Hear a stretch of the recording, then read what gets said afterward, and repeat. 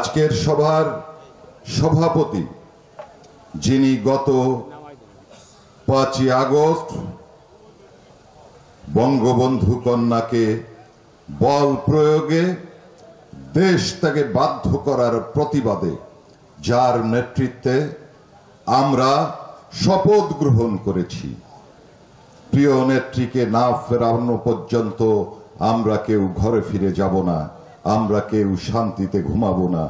আমার সেই পরম শ্রদ্ধেয় নেতা জননেতা জনাব মাহবুব আলী খান, জেলা আওয়ামী লীগের পরম শ্রদ্ধেয় নেতৃবৃন্দ, গোপালগঞ্জ সদর থানা আওয়ামী লীগ, গোপালগঞ্জ পৌর আওয়ামী লীগ, গোপালগঞ্জ মহিলা আওয়ামী লীগ, যুব মহিলা লীগ, ছাত্রলীগ, যুবলীগ, কৃষক লীগ, স্বেচ্ছাসেবক লীগ, তাঁতি লীগ সহ বিভিন্ন ইউনিয়ন থেকে আগত আমার প্রিয় ভাই বোনেরা, আজকের এই শোক সভায় যোগদান করার জন্য, এই শোক সভাকে সফল করার জন্য আপনাদের প্রতি কৃতজ্ঞতা জানাই। আপনারা জানেন,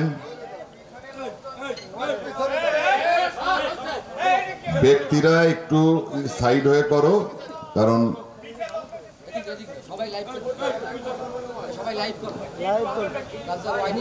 আজকের আমার বক্তব্যের শুরুতে আমি শ্রদ্ধা ভরে স্মরণ করি এই দিনে যে ভয়াবহ গ্রেনেড হামলা হয়েছিল, সেই হামলার সময়ে নিহত আইভি রহমান সহ আমাদের 24 জন নেতাকর্মীকে শ্রদ্ধা ভরে স্মরণ করি।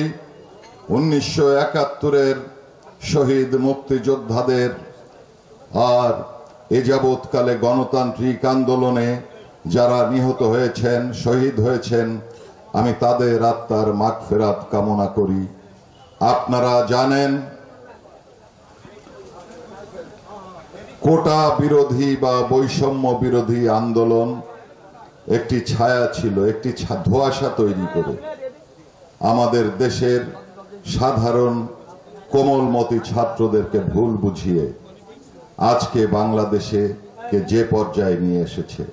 আমাদের প্রিয় নেত্রীকে বল প্রয়োগে শুধু দেশটাকে বাধ্যই করেনি, 5 তারিখের পর থেকে আওয়ামী লীগের নেতা কর্মী কি হয়েছে,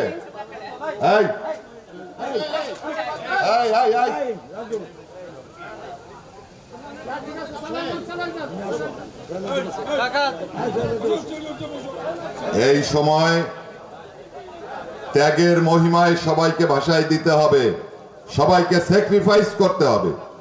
নিজেদের মধ্যে কোনো ধরনের ভুল বোঝাবুঝিকে প্রশ্রয় দেওয়া যাবে না।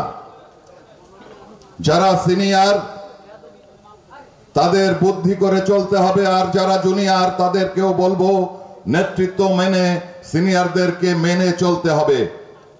আমরা কোনো ধরনের বিশৃঙ্খলা এখানে সহ্য করব না। প্রিয় ভাইরা, এই কথা বলুন না আর এই জায়গায়। প্রিয় ভাইরা, আপনারা জানেন আমাদের 5 তারিখের পর থেকে বাংলাদেশ আওয়ামী লীগের নেতা কর্মীদের একের পরে এক বিভিন্ন ভাবে হয়রানি করা হচ্ছে, বাড়িঘর দরজায় আগুন দেওয়া হয়েছে, এখনো একটা ভীতিকর পরিবেশ সৃষ্টি করে রাখা হয়েছে। ইউনূস সরকারের দায়িত্বে বসার পর থেকে বাংলাদেশ আওয়ামী লীগকে নিশ্চিহ্ন করার জন্য একটা নীল নকশা নিয়ে এসে বসেছে। একের পর এক নেতা কর্মীদের নামে অশুভ প্রচারণা চালাচ্ছে। তারা আওয়ামী লীগের নেতা কর্মীদের গ্রেফতার করছে, সাধারণ জনগণকে ভয় দেখাচ্ছে। আজকে বাংলাদেশের সাধারণ জনগণের উদ্দেশ্যে বলবো, ভয় পেলে চলবে না।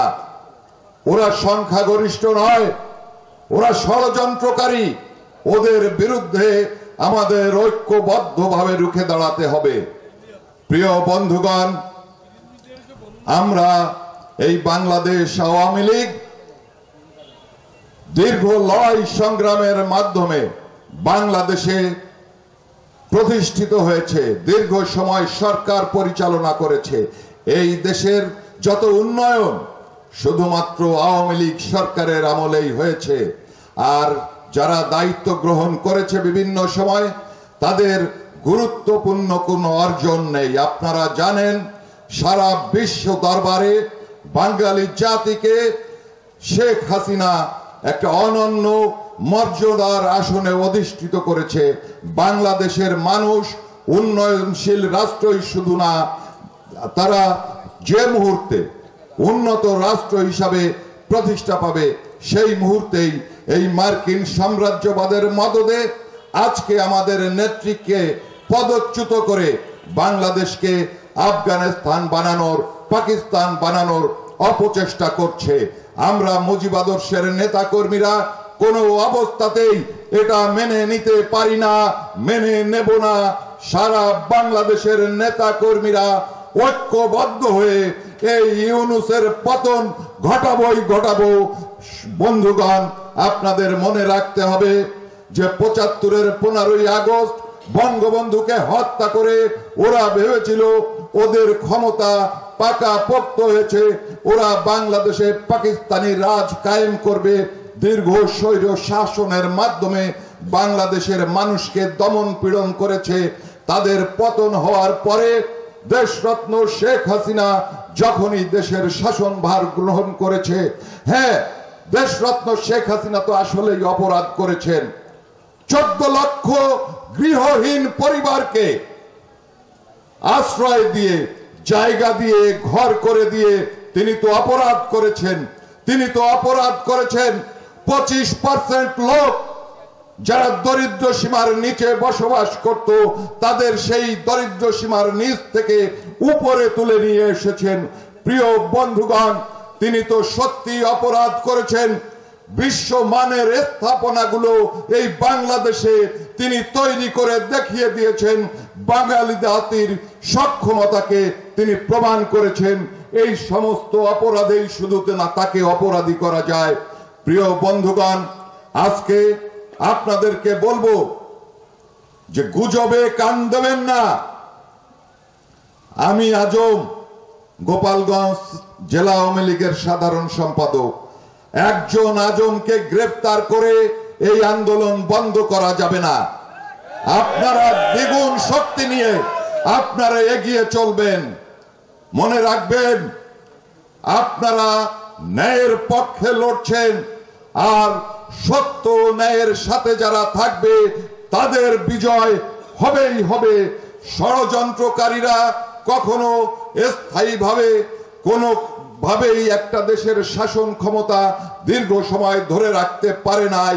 এই সরকারের উপদেষ্টাদের দিকে আপনারা তাকিয়ে দেখেছেন, তাদের ব্যক্তিগত চরিত্র সম্পর্কে আপনারা জানেন।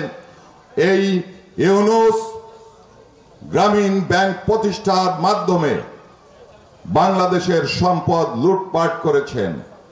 আসিফ নজরুল বঙ্গবন্ধুর আত্মজীবনী পড়ে তিনি জীবনে কোনোদিন এত সুন্দর বই পান নাই, এ কথাও বলছে।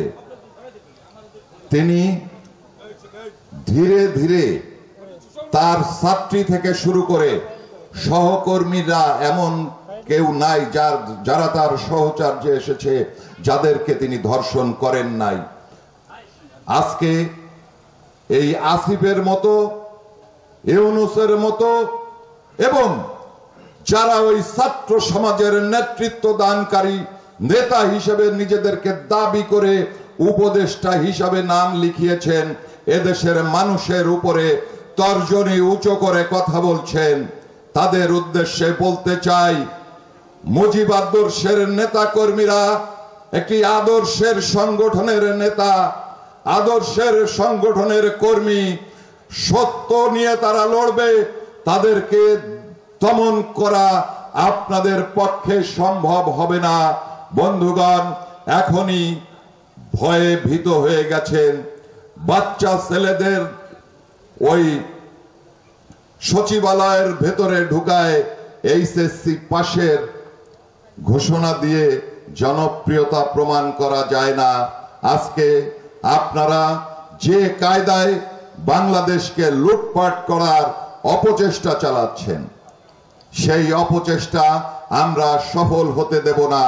আমরা সেন্ট মার্টিন দ্বীপ ইজারা দেব না। তত্ত্বাবধায়ক সরকারের দায়িত্ব একটি নির্বাচন পরিচালনা করা। নির্বাচন কমিশন প্রয়োজনে সংস্কার করা তত্ত্বাবধায়ক সরকারের কাজ নয় সমাজ সংস্কার করা। কারণ এদেশের সমাজ সংস্কার করবে বাংলাদেশের রাজনীতিবিদগণ, ওই চাকরিজীবী, ওই ইউনূস আর কি নাম জানো, ইউনূস সহ অনভিজ্ঞ সার্জিসদের নেতৃত্বে এদেশের সংস্কার হবে না। এদেশের মানুষের যে উন্নয়নশীল রাষ্ট্র হিসাবে এগিয়ে চলার পথ, সেই পথকে আজকে পিচ্ছিল করে দেওয়া হয়েছে। সেই পথ থেকে বাংলাদেশকে ছিটকে ফেলে দেওয়ার অপচেষ্টা চলছে। এই অপচেষ্টার বিরুদ্ধে আমরা সকলে রুখে দাঁড়াবো। আমরা সকলে ঐক্যবদ্ধভাবে প্রিয় নেতা দেশরত্ন শেখ হাসিনা কে দেশে ফিরিয়ে না আনা পর্যন্ত আমরা কেউ বাড়িতে ফিরব না, এই অঙ্গীকার ব্যক্ত করে শেখ হাসিনার নেতৃত্বে প্রিয় নেতা শেখ ফজলুল করিম সেলিম নির্দেশিত পথে সকল কর্মসূচি আমরা এই গোপালগঞ্জে বাস্তবায়ন করব এবং সারা বাংলাদেশের নেতৃত্ব গ্রহণ করে গোপালগঞ্জ থেকে আপনাদেরকে নিয়ে সারা বাংলাদেশের মানুষকে ডাক দিয়ে এই ইউনূস সরকারের পতন ঘটাবো ইনশাআল্লাহ। জয় বাংলা, জয় বঙ্গবন্ধু, বিপ্লব দীর্ঘজীবী হোক।